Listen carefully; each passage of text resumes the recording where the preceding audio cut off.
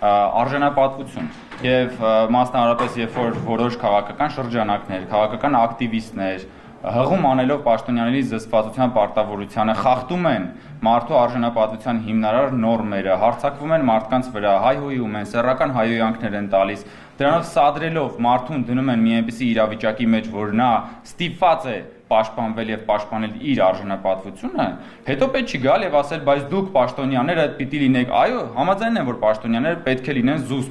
բայց անկախ մարդու կարգավիճակից Հայաստանի Հանրապետության յուրաքանչյուր քաղաքացի պետք է հարգի սահմանադրության նորմը, այն է մարդու արժանապատվության իրավունքը, արգելի գործընկերներ, բայց ընդհանուր առմամբ բնականաբար ես համաձայն եմ, որ մենք պաշտոնյաներս պիտի լինենք մի քանի անգամ ավելի ուրեմն զուսպ, մի քանի անգամ ավելի պատասխանատու, քան թե այն քաղաքացիները, ովքեր չեն զբաղեցնում հանրային պաշտոններ, բայց այս դեպքում ես ուզում եմ շեշտենք, որ խոսքը չի գնում քաղաքացու եւ պաշտոնյայի միջև բարձ հարաբերության մասին, խոսքը գնում է քաղաքական ակտիվիստի, կուսակցական գործչի կողմից իրականացած սադրանքի մասին։ Այլ ես արդեն ասացի, Նորի ջան, խնդրեմ։ Մի քանի օր ավելի վաղ լերցեք, բայց մի քանի օր է ակտիվ իշխանությունը լրագրողներին է թիրախավորում, Նիկոլ Փաշինյանը, երեք է դուք ազգային ժողովի ամբիոնի լրագրողներին, եթե չեմ ցավում, վաքսիվրի մենուն անվանեցի։ Ինչու եք նման։ Որոշ լրագրող, որոշ մարդկանց, ով ասեմ, նախ ես մեծագույն հարգանք ունեմ այն լրագրողների նկատմամբ, ովքեր որ կատարում են իրենց լրագրողական պարտականությունները, գնում են ճշմարտության որոնման հետքերով, հանրությանն մատուցում են ոչ fake տեղեկատվություն եւ նման լրագրողների նկատմամբ ես հարգանք ունեմ, բայց այն մարդկանց նկատմամբ, ովքեր լրագրողական բեջի տակ ծվարել են որպես քարոզչական մարտագլխիկներ եւ ուղղված են Հայաստանի Հանրապետության դեմ,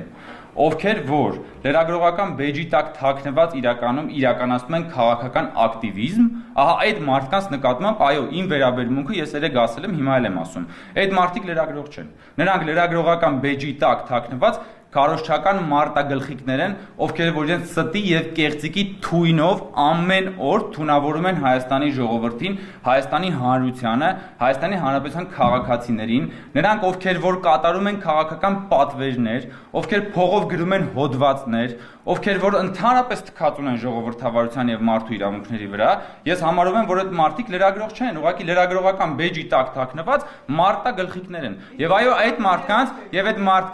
մարդկանց ես ասում եմ, այո, երեք ասել եմ, վաքսիվրի մեյմուններ, իրանք լրագրող չեն։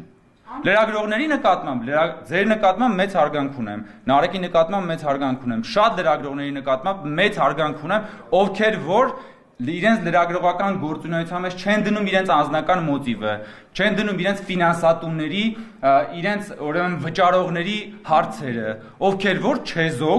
չեզոք լրագրություններ իրականացնում եւ ովքեր որ այդ չեզոք լրագրության միջոցով պատրաստ են նաեւ լուսաբանել այն մարդկանց, ում որ իրանք չեն սիրում։